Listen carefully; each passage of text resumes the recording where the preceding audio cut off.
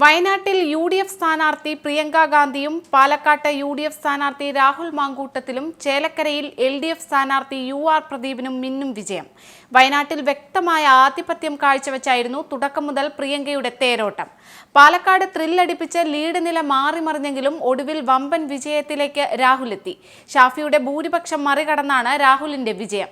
ചേലക്കരയിൽ LDF സ്ഥാനാർത്ഥി UR Pradeep ഇടത് കോട്ട കാത്തു. പാലക്കാട്ടെ BJP കോട്ടകൾ പൊളിച്ചടുക്കിയാണ് രാഹുൽ മാങ്കൂട്ടത്തിന്റെ ആധികാരിക വിജയം. നഗരമേഖലയിൽ BJP ആധിപത്യം കാണിച്ചെങ്കിലും ആദ്യ മണിക്കൂറിലെ വെല്ലുവിളി മറികടന്ന് രാഹുൽ കുതിപ്പ് തുടരുകയായിരുന്നു. കഴിഞ്ഞ തവണത്തെ അപേക്ഷിച്ച് നഗരസഭയിൽ ഇത്തവണ BJPക്ക് വോട്ട് കുറഞ്ഞത് പാർട്ടിക്ക് തിരിച്ചടിയായി. പാലക്കാട് ഷാഫി പറമ്പിലിന്റെ പിൻഗാമിയായി എത്തിയ രാഹുൽ മാങ്കൂട്ടത്തിൽ മികച്ച വിജയം നേടുമെന്ന് തന്നെയായിരുന്നു UDFന്റെ പ്രതീക്ഷ. കോൺഗ്രസ് വിട്ടുവന്ന P സരിനിലൂടെ ഏറെക്കാലത്തിനു ശേഷം മണ്ഡലം പിടിക്കാമെന്ന LDF കണക്കുകൂട്ടലുകൾ പിഴച്ചു. നിയമത്തിനു ശേഷം കൃഷ്ണകുമാറിലൂടെ പാലക്കാട് രണ്ടാമത്തെ അക്കൗണ്ട് തുറക്കാനാകുമെന്ന BJPയുടെ പ്രതീക്ഷയും മങ്ങി. കന്നി അംഗത്തിനായി വയനാട് ചുരം കയറിയ പ്രിയങ്കയെ ആ നാട് ഇരു കൈകളും ചേർത്ത് പിടിച്ചു.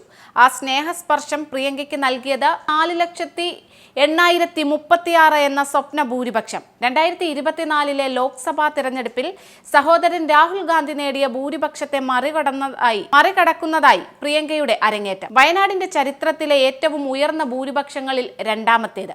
ഉത്തരേന്ത്യയിൽ നിന്നുള്ള ഒളിച്ചോട്ടമായി പ്രിയങ്ക ഗാന്ധിയുടെ സ്ഥാനാർത്ഥിത്വത്തെ എതിരാളികൾ വിമർശിച്ചപ്പോൾ ഇന്ത്യയിൽ എവിടെയും മത്സരിക്കാൻ കഴിവും പ്രാപ്തിയുള്ള പ്രിയങ്ക വയനാടിനെ കന്നി അംഗത്തിന് തിരഞ്ഞെടുത്തത് തങ്ങളുടെ സൗഭാഗ്യമായി കേരളത്തിലെ കോൺഗ്രസ് നേതാക്കൾ വിലയിരുത്തി. 5 ലക്ഷം വോട്ടിന് പ്രിയങ്ക ഗാന്ധിയെ ജയിപ്പിക്കുമെന്ന് പ്രഖ്യാപിച്ചു. ദേശീയ നേതാക്കൾ ഉൾപ്പെടെ ക്യാമ്പ് ചെയ്ത സ്ഥാനാർത്ഥി മണ്ഡലത്തിൽ താമസിച്ച് നേരിട്ട് വോട്ടർമാരെ കണ്ട് പ്രചരണം നടത്തി. പക്ഷേ തിരഞ്ഞെടുപ്പ് ദിവസം കോൺഗ്രസിനും ആശങ്കകളുടേതായിരുന്നു. ആളൊഴിഞ്ഞ ബൂത്തുകൾ ആശങ്കയായി. നിഷ്പക്ഷ വോട്ടർമാർ എത്താത്തത് വെല്ലുവിളിയും. ഇതുവരെ നടന്ന തിരഞ്ഞെടുപ്പുകളിൽ ഏറ്റവും കുറവ് വോട്ട് രേഖപ്പെടുത്തിയ തിരഞ്ഞെടുപ്പായിട്ട് പോലും പ്രിയങ്ക ഗാന്ധിയും കോൺഗ്രസും ഗംഭീര പ്രകടനമാണ് കാഴ്ചവെച്ചത്. അസംബന്ധ നാടകങ്ങളുടെ വലിയ ചരിത്രമുണ്ട് കേരള രാഷ്ട്രീയത്തിന്. അവിശുദ്ധ കൂട്ടുകെട്ടുകളുമെല്ലാം ഇവിടെ തരാതരം നടന്നു. ചില ഭാഗ്യപരീക്ഷണങ്ങൾ വിജയിച്ചു, മറ്റു ചിലത് അപ്പാടെ പൊളിഞ്ഞു. അത്തരം വിവാദങ്ങൾ കൊണ്ട് സമ്പന്നമായിരുന്നു പാലക്കാട്ടെ ഉപതെരഞ്ഞെടുപ്പും. കേരളത്തിൽ ഇത്തവണ 3 ഉപതെരഞ്ഞെടുപ്പുകൾ നടന്നപ്പോൾ പാലക്കാട്ടായിരുന്നു രാഷ്ട്രീയ കേരളത്തിന്റെ ശ്രദ്ധാകേന്ദ്രം. രാഷ്ട്രീയ നാടകങ്ങളുടെയും കൂറുമാറ്റങ്ങളുടെയും കാഴ്ചയ്ക്ക് പാലക്കാട് സാക്ഷിയായി. അന്തിമ ഫലത്തിൽ വിവാദങ്ങളെല്ലാം UDF സ്ഥാനാർത്ഥി രാഹുൽ മാങ്കൂട്ടത്തിന് ഗുണം ചെയ്തു. കാരണം പാലക്കാട് ഹാട്രിക് വിജയം നേടിയ ഷാഫി പറമ്പിലിന്റെ എക്കാലത്തെയും വലിയ ഭൂരിപക്ഷത്തെ കടത്തിവെട്ടിയാണ് ഇത്തവണ രാഹുൽ പാലക്കാട്ടെ തേരാളിയായിരിക്കുന്നത്. 18,715 വോട്ടിന്റെ വിജയം. 2011 7,403 വോട്ടിന്റെയും 2016 17,483 വോട്ടിന്റെയും 2021 3,859 വോട്ടിന്റെയും ഭൂരിപക്ഷത്തിലായിരുന്നു ഷാഫിയുടെ വിജയം. രാഹുലിന്റെ ചരിത്ര വിജയം എതിരാളികൾ ഉയർത്തിയ പെട്ടി വിവാദം, സരിന്റെ കൂറുമാറ്റം, സന്ദീപിന്റെ വരവ്, അവസാന നിമിഷത്തെ പരസ്യ വിവാദം, ഒപ്പം ഷാഫി പറമ്പിലിന്റെ പാലക്കാട്ടെ സ്വാധീനം എന്നിവയെല്ലാം കൂടിച്ചേർന്നതാണെന്ന് പറയാതെ വയ്യ. ഇതെല്ലാം വലിയ രീതിയിലാണ് മണ്ഡലത്തിൽ ചർച്ചയായത്.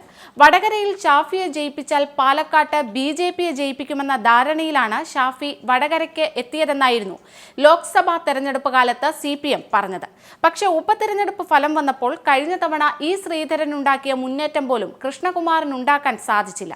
ആദ്യഘട്ടത്തിലല്ലാതെ ഒരിക്കലും കൃഷ്ണകുമാറിന് മുന്നേറാൻ പറ്റിയില്ല.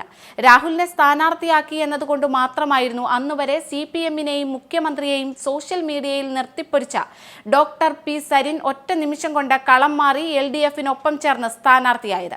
ഇതിനെ വോട്ടർമാർക്കിടയിൽ തുറന്നു കാട്ടാൻ കോൺഗ്രസിനും UDFനുമായി. ഇതിനുശേഷം നീല ട്രോളിയിൽ രാഹുൽ മാങ്കൂട്ടത്തിൽ കള്ളപ്പണം കടത്തിയെന്ന ആരോപണം ഉന്നയിച്ചു. അർദ്ധരാത്രി വനിതാ നേതാക്കളുടെ അടക്കം മുറികളിൽ പോലീസ് റെയ്ഡ് നടത്തി. ഇത് വലിയ വിവാദത്തിനും വഴിവെച്ചു. ഒന്നും തെളിയിക്കാനാവാതെ വന്നതോടെ വിവാദം ഉന്നയിച്ചവർക്ക് തന്നെ അത് തിരിച്ചടിയായി. വിഷയത്തിൽ CPMനുള്ളിൽ തന്നെ വ്യത്യസ്ത അഭിപ്രായം ഉയർന്നതോടെ പിന്നോട്ട് പോവേണ്ടിയും വന്നു. ഇതിനെയും UDF തങ്ങളുടെ രാഷ്ട്രീയ ആയുധമാക്കുകയായിരുന്നു. തോൽവി മണത്തതുകൊണ്ടാണ് ട്രോളി വിവാദത്തിലൂടെ CPM വ്യാജ പ്രചരണം നടത്തുന്നതെന്ന UDFന്റെ വാദം ശരിവെക്കുന്നത് കൂടിയായി വിവാദത്തിൽ നിന്ന് CPMന്റെ പിന്മാറ്റം. ഇത് വോട്ടിങ്ങിനെ കൃത്യമായി സ്വാധീനിക്കുകയും ചെയ്തു. അടുത്ത വിവാദം സന്ദീപ് വാര്യരെ കോൺഗ്രസിൽ എടുത്തത് സംബന്ധിച്ചായിരുന്നു. BJP വിട്ടുനിന്ന സന്ദീപിന് ആദ്യം തന്നെ ഗുഡ് സർട്ടിഫിക്കറ്റ് നൽകി വാതിൽ തുറന്നിട്ടത് CPM നേതാക്കളായിരുന്നു. പക്ഷേ അപ്രതീക്ഷിതമായിട്ടായിരുന്നു സന്ദീപിന്റെ കോൺഗ്രസിലേക്കുള്ള വരവ്. ഇതോടെ ഗുഡ് സർട്ടിഫിക്കറ്റ് നൽകിയ അതേ നേതാക്കൾ സന്ദീപിനെ വെറുക്കപ്പെട്ടവനാക്കി. മാത്രമല്ല, സ്ഥാനാർത്ഥി പോലും അല്ലാഞ്ഞിട്ട് പോലും സന്ദീപിനെതിരെ 2 പ്രത്യേക പത്രങ്ങളിൽ മാത്രം പരസ്യം നൽകി. ഇത് വലിയ വിവാദത്തിലുമായി. ഈ ഇരട്ടത്താപ്പിനെയും തുറന്നുകാട്ടാൻ UDF നേതൃത്വത്തിനായി. ചേലക്കര ഉപതെരഞ്ഞെടുപ്പിൽ LDF സ്ഥാനാർത്ഥി UR പ്രദീപ് വിജയിച്ചു. 12,201 വോട്ടുകളുടെ ഭൂരിപക്ഷത്തിലാണ് പ്രദീപ് വിജയമുറപ്പിച്ചത്. പോസ്റ്റൽ വോട്ടുകൾ എണ്ണി തുടങ്ങിയപ്പോൾ മുതൽ UDF സ്ഥാനാർത്ഥി രമ്യ ഹരിദാസിനെ അപ്രസക്തയാക്കിക്കൊണ്ടായിരുന്നു പ്രദീപിന്റെ മുന്നേറ്റം. ചേലക്കരയിൽ PV അൻവറിന്റെ സ്ഥാനാർത്ഥിക്കും ചലനമുണ്ടാക്കാൻ സാധിച്ചില്ല. ചേലക്കരയിൽ ഇടതു മുന്നേറ്റം തുടക്കത്തിൽ തന്നെ ദൃശ്യമായിരുന്നു. വരവൂർ പഞ്ചായത്തിലെ വോട്ടുകളാണ് ആദ്യം എണ്ണിത്തുടങ്ങിയത്. LDF തങ്ങളുടെ ഉരുക്കു കോട്ടയായി നിലനിർത്തിയ മണ്ഡലത്തിൽ അട്ടിമറി പ്രതീക്ഷ നിലനിർത്തിയാണ് UDF രമ്യ ഹരിദാസിനെ ഇറക്കിയത്. എന്നാൽ പ്രതീക്ഷിച്ച മുന്നേറ്റമുണ്ടാക്കാൻ രമ്യ ഹരിദാസിന് സാധിച്ചില്ല. ബാലകൃഷ്ണനിലൂടെ BJPക്ക് മണ്ഡലത്തിൽ വലിയ നേട്ടമുണ്ടാക്കാൻ കഴിഞ്ഞിട്ടുണ്ട്. 24,045 വോട്ടുകളാണ് 2021 നിയമസഭാ തെരഞ്ഞെടുപ്പിൽ BJP സ്ഥാനാർത്ഥിക്ക് നേടാൻ കഴിഞ്ഞിരുന്നത്. 2016 മത്സരിച്ചപ്പോൾ ലഭിച്ച ഭൂരിപക്ഷം ഇത്തവണ ഉയർത്താൻ കഴിഞ്ഞത് UR പ്രദീപിനും നേട്ടമാണ്. 2016 10,200 വോട്ടിന്റെ ഭൂരിപക്ഷത്തിലാണ് പ്രദീപ് വിജയിച്ചത്. 2021 K രാധാകൃഷ്ണൻ എത്തിയതോടെ ഭൂരിപക്ഷം 39,400 ആക്കി ഉയർത്താൻ LDFന് കഴിഞ്ഞിരുന്നു. ചേലക്കര വിജയിച്ചതോടെ ഭരണവിരുദ്ധ വികാരമില്ല എന്നുള്ള പ്രതികരണങ്ങളാണ് LDF നേതാക്കളിൽ നിന്നും വരുന്നത്. മഹാരാഷ്ട്രയിൽ തുടർ ഭരണം ഉറപ്പിച്ച മഹായുതി മുന്നണി മൊത്തം 288 സീറ്റിൽ 222 സീറ്റിലും BJP സഖ്യം മുന്നേറിക്കൊണ്ടിരിക്കുകയാണ്. കോൺഗ്രസ് സഖ്യമായ മഹാവികാസ് അഘാഡി സഖ്യം വെറും 49 സീറ്റിൽ മാത്രമാണ് മുന്നിൽ.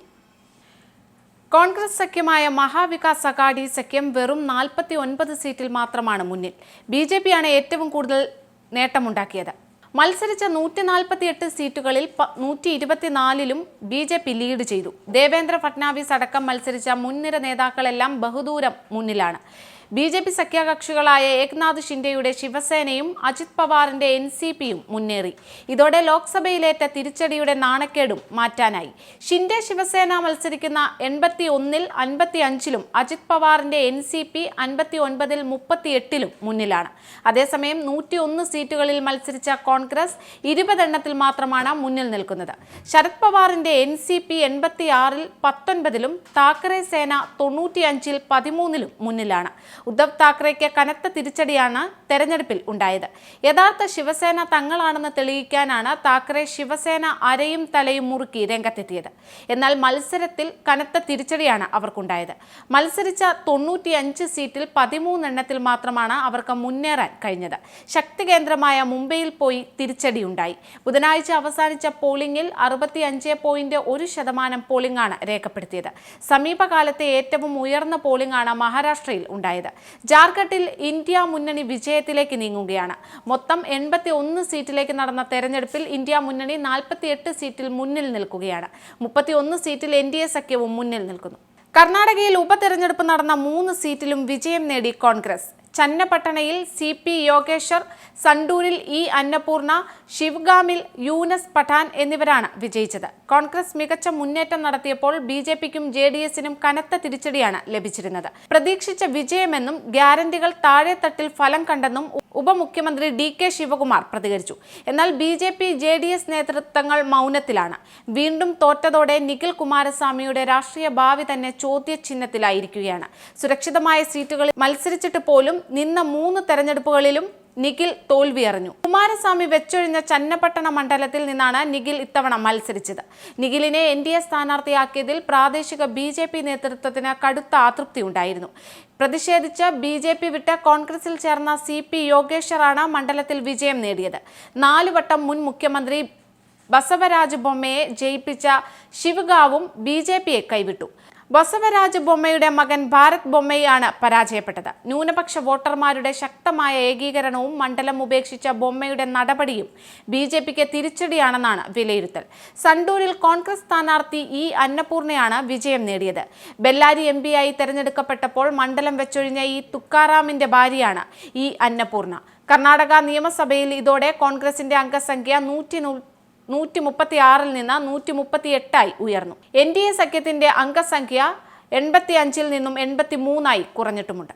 ഝാർഖണ്ഡിൽ ഇന്ത്യ മുന്നണി അധികാരത്തിലേക്ക്. നിയമസഭാ തെരഞ്ഞെടുപ്പ് ഫലത്തിന്റെ ഏറ്റവും ഒടുവിലെ ലീഡ് നില പുറത്തുവരുമ്പോൾ ഇന്ത്യ സഖ്യം 50 സീറ്റുകളിലും NDA 30 സീറ്റുകളിലും ഒരു സീറ്റിൽ സ്വതന്ത്രനും ലീഡ് ചെയ്യുകയായിരുന്നു.